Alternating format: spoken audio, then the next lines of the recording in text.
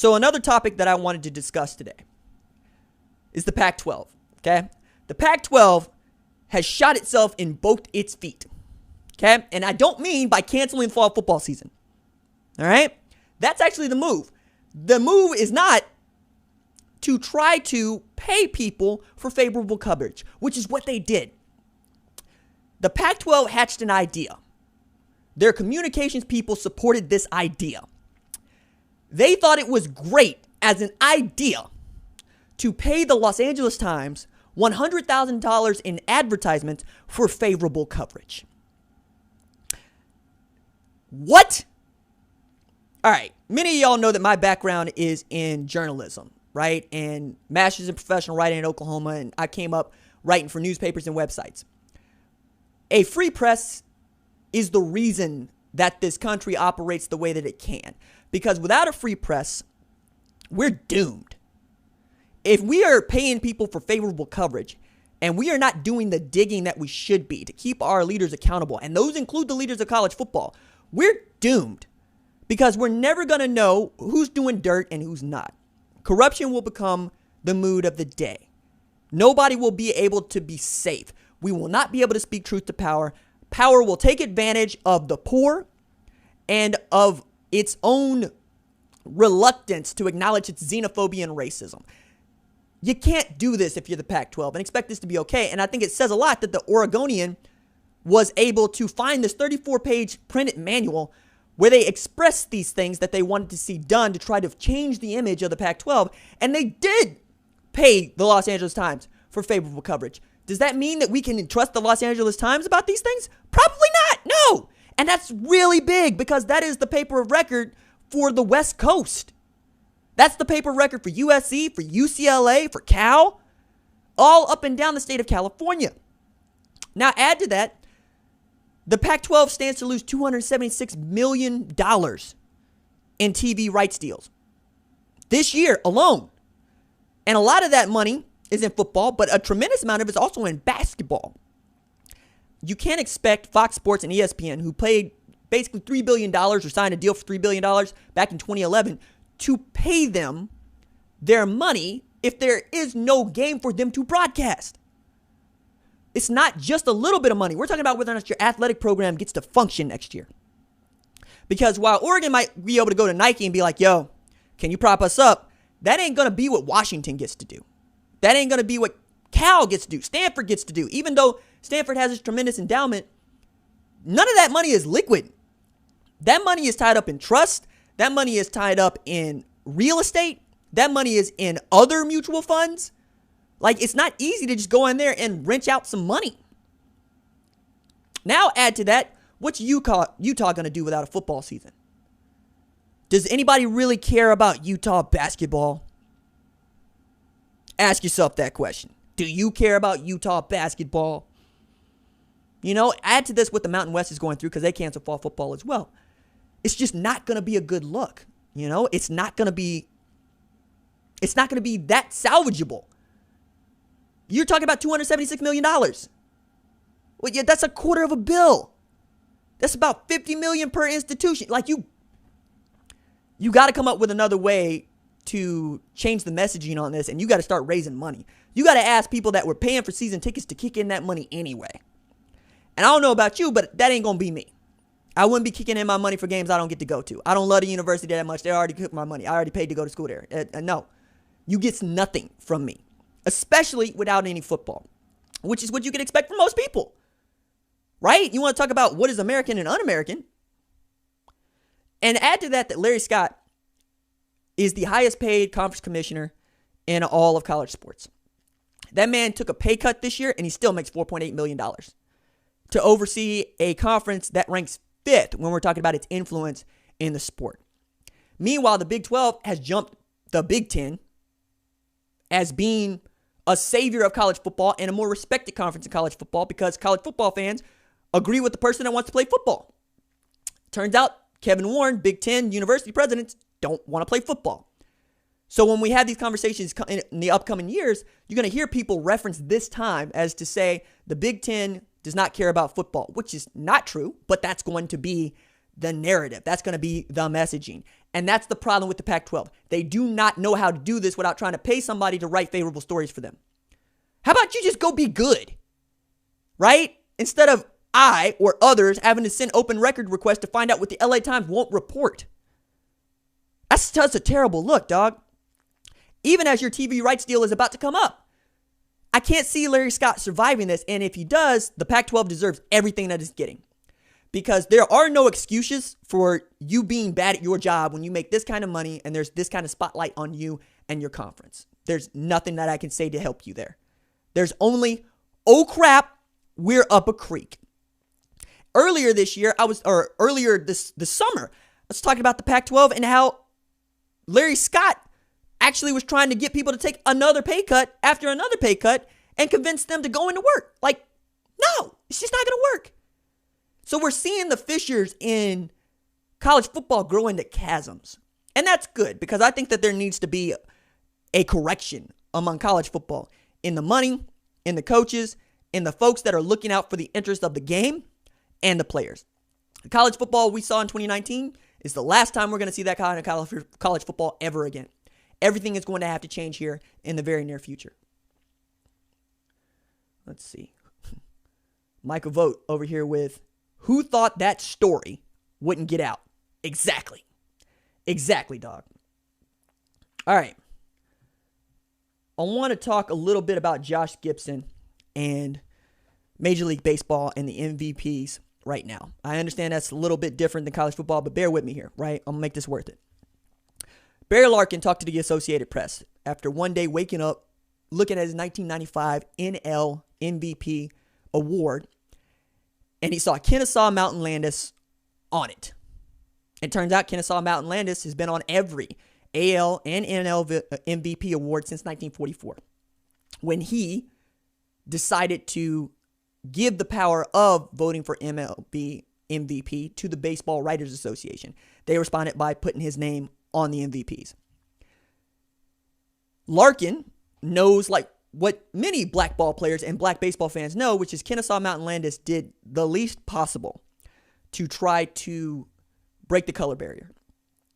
Landis became Major League Baseball's first commissioner in 1919. That sounds like a year you should know.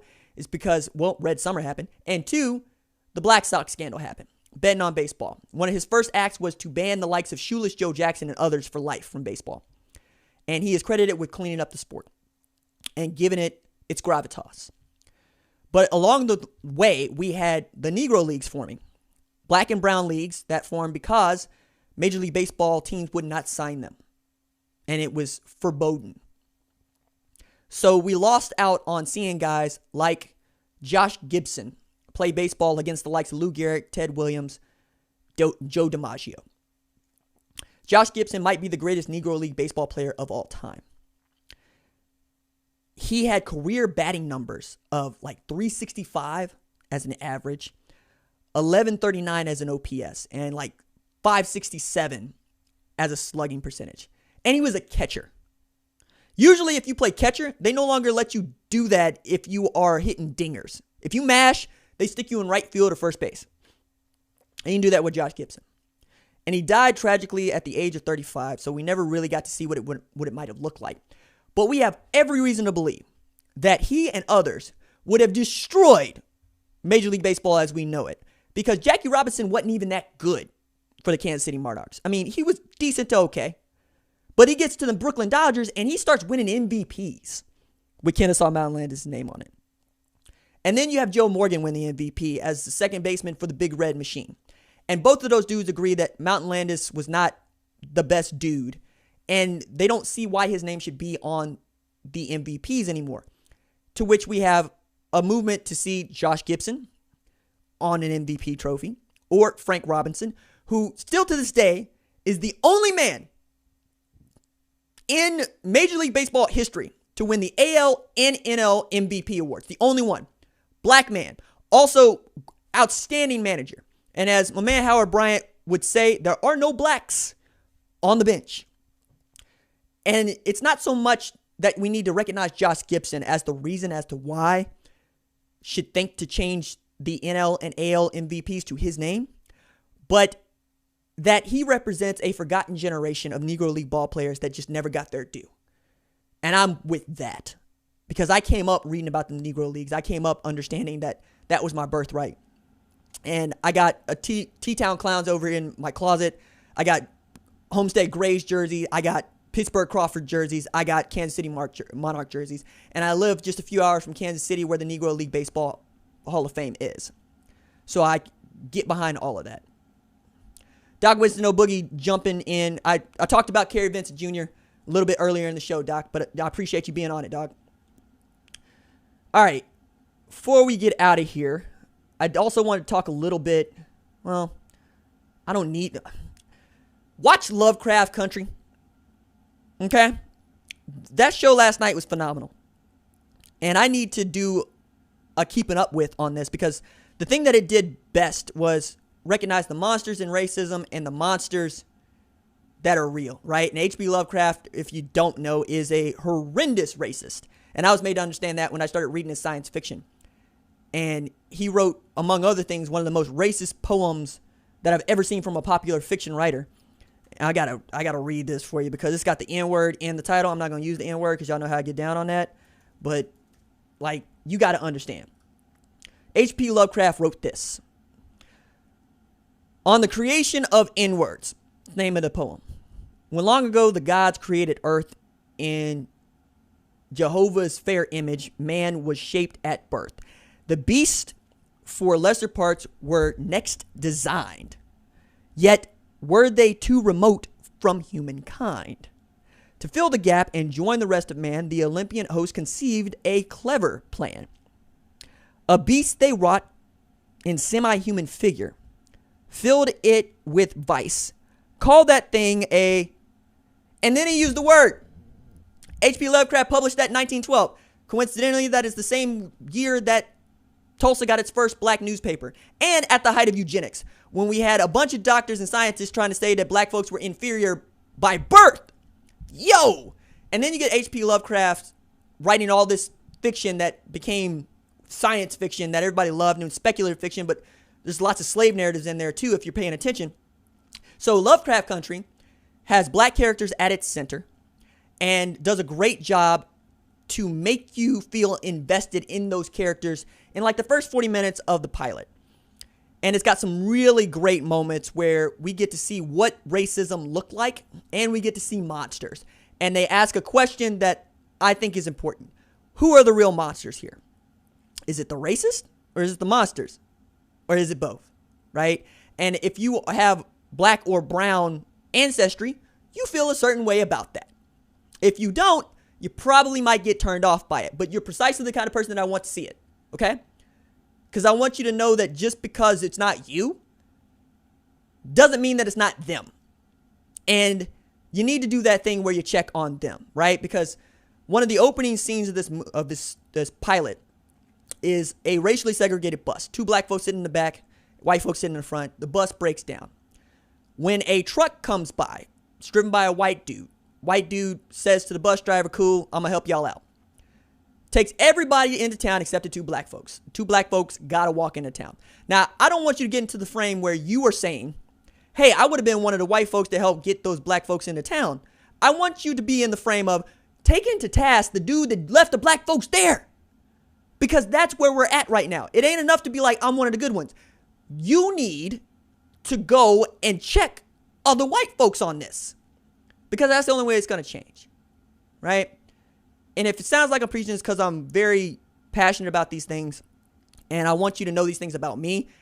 And I want to create a dialogue here. It's not to make people feel terrible. It is to say that this stuff matters. And I appreciate y'all rolling with me during the live show and in the replay who would really just give this some thought and entertain it. Okay. I think that's good enough for today. Gonna try to do this Mondays, Wednesdays. We'll see about Thursdays and Fridays. Round about 2 o'clock. Might move it to noon. We'll just see how it goes. If you have a preference on when you would like to see the live stream or the live show, as I call it, like the live podcast, drop it in the comments because I'm doing some research on this and I think we're going to make it a pretty regular thing, especially as the news keeps changing and keeps moving. I appreciate y'all for jumping in. I know that I didn't give anybody much warning about this, and it always means a lot to me to see folks joining in the conversation and just sticking with me in the chat. That's over 200 people decided to just kind of hang out with me for better part of 50 minutes so we could talk a little bit of football, a little bit of pop culture, a little bit of baseball. That's what I would like the show to be. I really would. And I appreciate all of y'all for doing this and riding with me as we continue to do this. First 50,000 subscribers, which is stupid. What are we doing? 50,000 subscribers in less than 3 years. The third anniversary of this channel is going to be September. Maybe we'll have football to talk about then. All right. I will see you on Wednesday, about 2 o'clock. Okay? 2 o'clock Wednesday. Deuces. It's 2 o'clock Tulsa time, Central Standard Time.